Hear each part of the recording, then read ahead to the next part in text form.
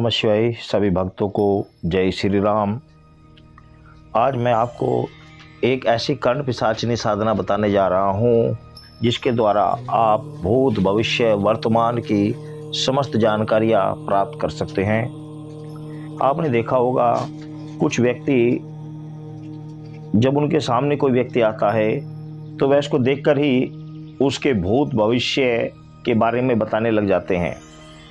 तो यह सब इस कर्ण पिशाचिनी शक्ति के द्वारा ही होता है, जो कि उनके मंत्र पढ़ते ही उनके कान में उनको दूसरे व्यक्ति के बारे में बताने लग जाती हैं। और यह शक्ति माँ भगवती का ही एक रूप है।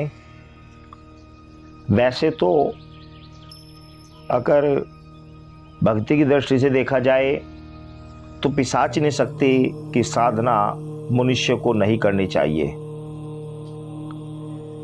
क्योंकि पिशाच बड़े ही उग्र होते हैं और मनुष्य का मुख्य कर्तव्य ईश्वर की भक्ति है, अपना उद्धार करना है। तो सर्वप्रथम तो मनुष्य को केवल अपने इष्ट की भक्ति ही करनी चाहिए। परंतु यदि फिर भी आप कर्ण पिशाचिनी की साधना करना चाहते हैं तो साधना इस प्रकार है। यह माँ भगवती का एक रूप है जो कि माँ भगवती की तरह ही भूत भविष्य वर्तमान बताने में सक्षम है। इस सिद्धि का आप सदुपयोग करें। इससे कोई ऐसी चीज ना पूछें जो पूछने लायक ना हो। इस सिद्धि का दुरुपयोग यदि कोई व्यक्ति करता है तो वह शीघ्र ही इस देवी की कृपा से वंचित हो जाता है और अडिग आस्था, अटूट विश्वास, पूर्ण तन्मयता और निश्चल भक्ति के द्वारा देवी की कृपा सहज ही भक्त को प्राप्त हो जाती है। मंत्र सिद्ध हो जाने पर जब कभी भी आपको आवश्यकता पड़े या कोई समस्या आपके सामने आ जाए तो देवी कर्ण पिशाचिनी का स्मरण करके तथा देवी का सिद्ध मंत्र 9 बार पढ़कर दाहिने कान पर दाहिने हाथ रखते हुए यह कल्पना करनी चाहिए कि देवी मेरे प्रश्न का उत्तर दे रही है।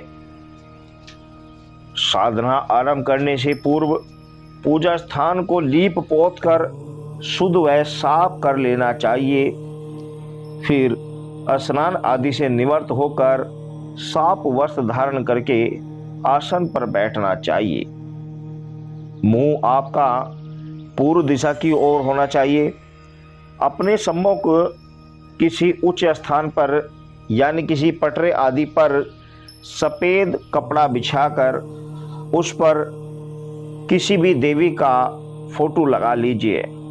देवी यानी आप माता महाकाली, माँ दुर्गा, माँ लक्ष्मी, माँ भुवनेश्वरी, माँ दक्षिणेश्वरी, छिन्नमस्ता किसी भी शक्ति का आप फोटो लगा सकते हैं। चित्री आप प्रतिमा के स्थान पर आप यंत्र का भी प्रयोग कर सकते हैं और यदि यंत्र भी न मिले तो एक भोजपत्र पर लाल चंदन से आप ओम कर्ण पिशाचिनी नमः लिखकर उसे प्रतिष्ठित करके पूजा आरंभ कर सकते हैं, अपनी साधना आरंभ कर सकते हैं। उसके पश्चात ध्यानों उपरांत पहले आपको कर्ण पिशाचिनी का मां भगवती के रूप में ध्यान करना है। अपनी भरकुटी के मध्य में मां कर्ण पिशाचिनी का माँ भगवती के रूप में ध्यान करना है। मैं आपको बता दूं, कर्ण पिशाचिनी की मैंने पहले भी वीडियो बना रखी है। उसमें मैंने कर्ण पिशाचिनी की सरल साधना बताई थी। यदि आपने नहीं देखी तो जाकर देख सकते हैं। और साथ ही आपसे निवेदन है, यदि आपने इस चैनल को सब्सक्राइब नहीं किया तो अवश्य कर लें, क्योंकि भक्ति मार्ग से संबंधित समस्त प्रकार की वीडियो मैं निरंतर आपकी सेवा में अपलोड करता रहता हूं। और जब आप ध्यान कर लें तो ज़्यादा नहीं, कम से कम से 108 मंत्र आपको पढ़ने हैं। मंत्र मैं आगे आपको बता दूंगा। 108 बार आपको माँ कर्ण पिशाचिनी का मंत्र पढ़ना है और इसके लिए आपको माला लाल चंदन या मूंगा या रुद्राक्ष की ही माला यूज कर सकते हैं। 3 प्रकार की माला ही इसमें यूज करी जाती हैं, लाल चंदन की, मूंगे की या रुद्राक्ष की। साधना के पहले दिन साधक को उपवास रखना है। ध्यान रखना, साधना के पहले दिन साधक को उपवास रखना है और यदि पूरी ही साधना काल में उपवास रख ले तो अति उत्तम है। यदि वह पूरी साधना काल में ही उपवास रखकर इस अनुष्ठान को करता है तो अति उत्तम है। एक समय शाम को मीठा भोजन कर सकते हैं और यदि पूरे 21 दिन ही बिना भोजन के केवल फलाहार या दूध, चाय आदि ग्रहण कर ही इस साधना को की जाए तो अति उत्तम है। साधना कम से कम 21 दिन की करनी है और ज़्यादा से ज़्यादा 41 दिन की। मैं आपको बता दूं, इस साधना में ज़रूरी नहीं है कि आपको बीच में कोई अनुभव हो या आपके सामने कोई शक्ति आए।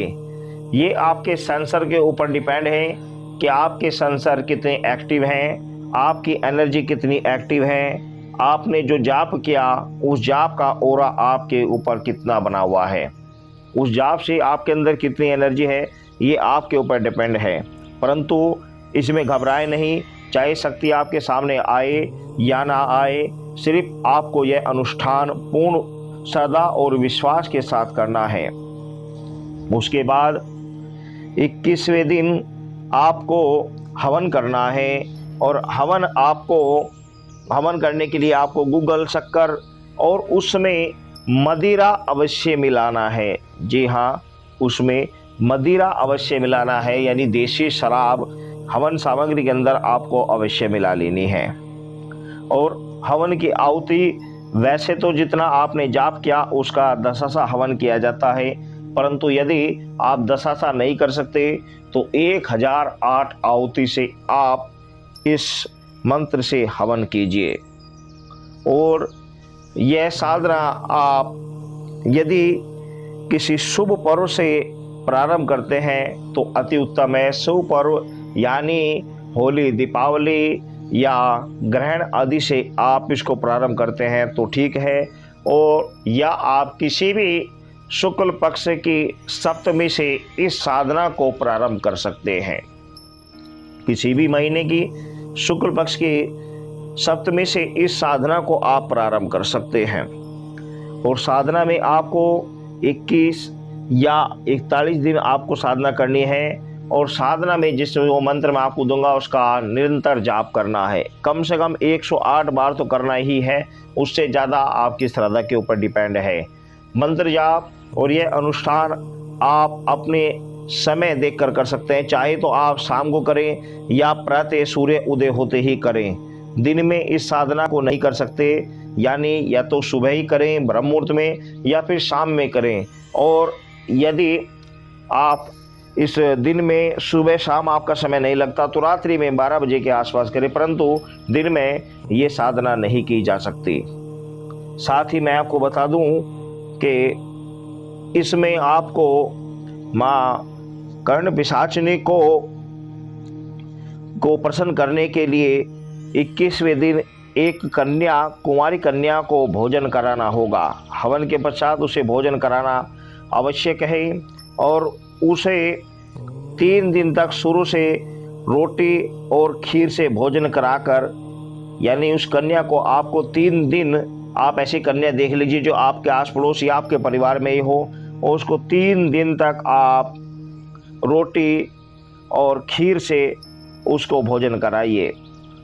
फिर तीसरे दिन उसे भोजन कराने के बाद, यानी खीर और जो आपने रोटी बनाई है साथ में जो भी सब्जी आपने बनाई है उससे उसको भोजन कराइए। उसके बाद तीसरे दिन उसे नए वस्त्र व दक्षिणा देनी चाहिए। इससे माँ कर्ण पिशाचिनी शीघ्र ही प्रसन्न हो जाती है। और फिर जब कभी भी आपको इसकी आवश्यकता हो तो मंत्र को 9 बार पढ़ें और अपने दाहिने कान पर हाथ अपनी हथेली रख कर यह भावना करें कि माँ कर्ण पिशाचिनी मेरे सवालों का जवाब मेरे कान में दे रही है। यह भावना करने से आपके कानों में एक मीठी मीठी आवाज़ आपको सुनाई देगी, जो कि कुछ समय पश्चात ही यानी 2-4 दिन के पश्चात आपको स्पष्ट रूप से साफ सुथरी आवाज़ सुनाई देने लग जाएगी। परंतु मैं आपको एक बात बता दूं, ऐसी गलती ना करें। इसका एक निश्चित समय रखें कि आपको किस दिन पूछना है और किस समय पूछना है। यानी पूछने के लिए आपको 1, 2, 3 यानी जो भी दिन है निर्धारित करने चाहिए। ऐसे नहीं कि आप जब चाहे, जहाँ चाहे, जिस समय चाहे, हर वक्त पूछते रहें, ऐसा नहीं होगा। इसके लिए आपको काफ़ी ज़्यादा जाप करना पड़ेगा ताकि शक्ति 24 घंटे आपके सवालों का जवाब दे। तो उसके लिए आपको थोड़ा ज़्यादा जाप करना पड़ेगा। और यदि आप एक निश्चित दिन रखते हैं, 1 दिन या 2 दिन या 3 दिन चौकी लगाते हैं या बैठकर किसी के विषय में बताते हैं या आपने दिन निर्धारित किए हैं, तो वह केवल 21 या 41 दिन के अनुष्ठान से ही कार्य सिद्ध हो जाएगा। इसमें शक्ति आपके सामने आए या ना आए, इसकी कोई विशेष आवश्यकता नहीं है। आप ध्यान से मंत्र सुन लीजिए। एक बार मैं फिर आपसे कहूँगा, यदि आपने चैनल को सब्सक्राइब नहीं किया तो अवश्य कर लें। मंत्र बहुत ही सिंपल और बड़ा आसान है, बस आप इसको अपने पास नोट कर कर रख लेना। ओम कर्ण पिशाचिनी